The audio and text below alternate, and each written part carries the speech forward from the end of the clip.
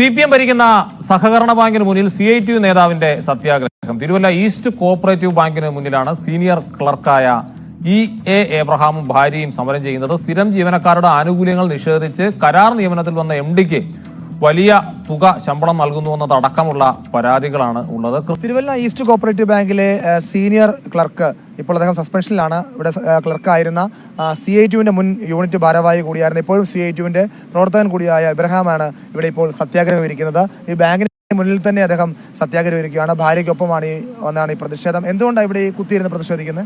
അന്യായമായ നുണകൾ പറഞ്ഞ് ചാർജ് ഉണ്ടാക്കി എന്നെ അന്യായമായി സസ്പെൻഡ് ചെയ്തിരിക്കുകയാണ്. എന്നോട് വൈരാഗ്യം വരാനുള്ള കാരണം ഈ ബാങ്കിലെ സ്ഥിരം ജീവനക്കാരുടെ എല്ലാം പ്രൊമോഷൻ നിഷേധിച്ചുകൊണ്ട് അവരുടെ ആനുകൂല്യങ്ങൾ, ഇൻക്രിമെൻ്റ്, ട്രെയിനിങ്ങിനുള്ള ആനുകൂല്യങ്ങളെല്ലാം നിഷേധിച്ചുകൊണ്ട് ഇവിടെ കേരള ബാങ്കിൽ നിന്ന് റിട്ടയർ ചെയ്ത K. മോഹനൻ എന്ന് പറയുന്ന ഒരാളെ ജനറൽ മാനേജരായിട്ട് കരാർ അടിസ്ഥാനത്തിൽ ആദ്യം നിയമിച്ചു. 60,000 രൂപയ്ക്ക് ജനറൽ മാനേജരായിട്ട് നിയമിക്കാനാണ് പറഞ്ഞത്. എന്നാൽ 2 മാസം കഴിഞ്ഞപ്പോൾ അദ്ദേഹവുമായിട്ട് ഒപ്പിട്ട കരാർ ലംഘിച്ച് 85,000 രൂപയായിട്ട് അനധികൃതമായി ശമ്പളം വർദ്ധിപ്പിച്ചു. അതേസമയം സ്ഥിരം ജീവനക്കാരുടെ എല്ലാ ആനുകൂല്യങ്ങളും നിഷേധിക്കുന്നു.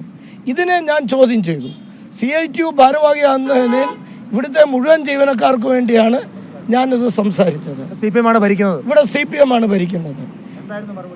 അവരുടെ മറുപടി ഇവിടെ ഒരു യൂണിയനെ അംഗീകരിക്കത്തില്ല, CITUവിനെയാണെ പോലും ഇവിടെ അംഗീകരിക്കുകയെന്നാണ് CPM ഏരിയ കമ്മിറ്റി അംഗമായ ബാങ്ക് ചെയർമാൻ പരസ്യമായി സ്റ്റാഫ് കോൺഫറൻസിൽ പ്രഖ്യാപിച്ചത്. സസ്പെൻഷനിലാണോ? അങ്ങേക്ക് ഹൈക്കോടതിയിലൊക്കെ പോയില്ലേ? നടപടി എന്തായി? 2014 എന്നെ സസ്പെൻഡ് ചെയ്തു. അതിനെതിരെ ഞാൻ അത് കഴിഞ്ഞ് എന്നെ പിരിച്ചുവിട്ടു. പിരിച്ചുവിടൽ ഉത്തരവിനെതിരെ ഞാൻ ഹൈക്കോടതി റിട്ട് കൊടുത്തു. ഉടനടി എന്നെ തിരിച്ചെടുക്കാൻ ഹൈക്കോടതി ഓർഡർ ഇട്ടു. ഈ മാസം 15-ാം തീയതി എന്നെ തിരിച്ചെടുത്തു. 9-ാം പൊക്കം വീണ്ടും എന്നെ സസ്പെൻഡ് ചെയ്തിരിക്കുന്നു. CITUക്കാരനെ അങ്ങേക്ക് പോലും ഇവിടുന്ന് നീതി കിട്ടുന്നില്ല.